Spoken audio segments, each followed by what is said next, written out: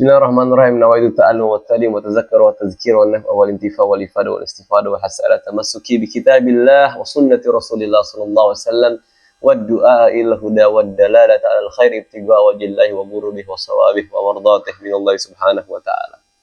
Pada kesempatan kali ini Al-Fakir ingin membahas tentang hukum mempelajari ilmu mantik. Mereka para ulama di dalam mempelajari ilmu mantik berbeda pendapat menjadi 3 pendapat.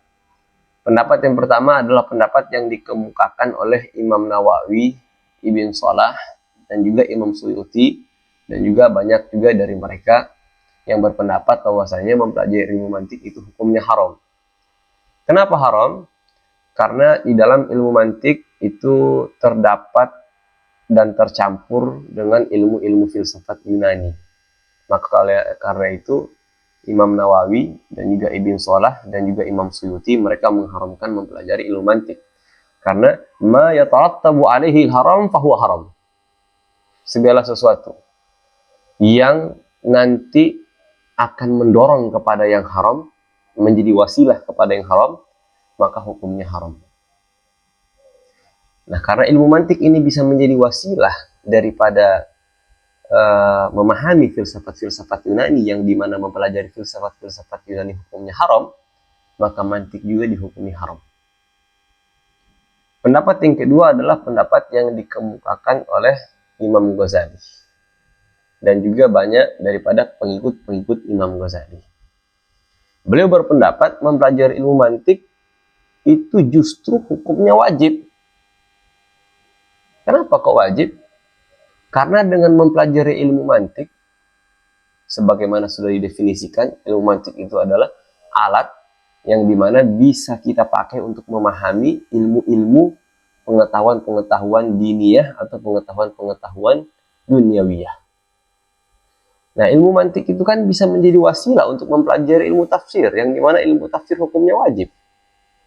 Ilmu mantik itu kan bisa menjadi wasilah mempelajari ilmu tauhid, yang dimana ilmu tauhid wajib.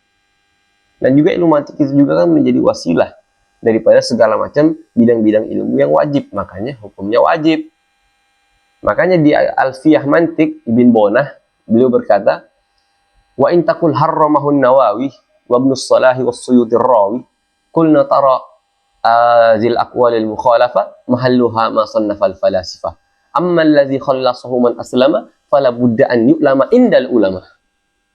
Wa in takul harramahun Nawawi, kalau ente ngomong ilmu mantik ini kan diharamin sama Imam Nawawi. Wa ibn Salahi was Suyuti rawi, juga diharamin sama Ibn Salah, diharamin juga sama Imam Suyuti.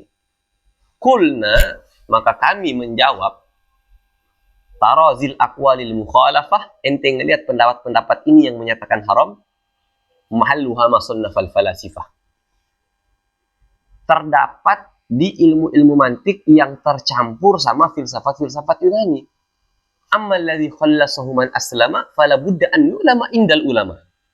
Adapun ilmu mantik yang telah dimurnikan oleh para ulama sehingga tidak ada di dalam ilmu mantik tersebut ilmu-ilmu filsafat, fala budda an yu'lama indal ulama. Maka hukumnya justru harus dipelajari oleh para ulama, di antaranya Imam Ghazali, Imam Razi, dan lain-lain. Jadi kata beliau, wa in taqul harramahun Nawawi wa ibn Salahi wa Suyuti rawi kulna tarazi aqwalil mukhalaf mahalluha masannafal falasifah wa amma alladhi khallasu man aslama fala budda an yu'lama indal ulama.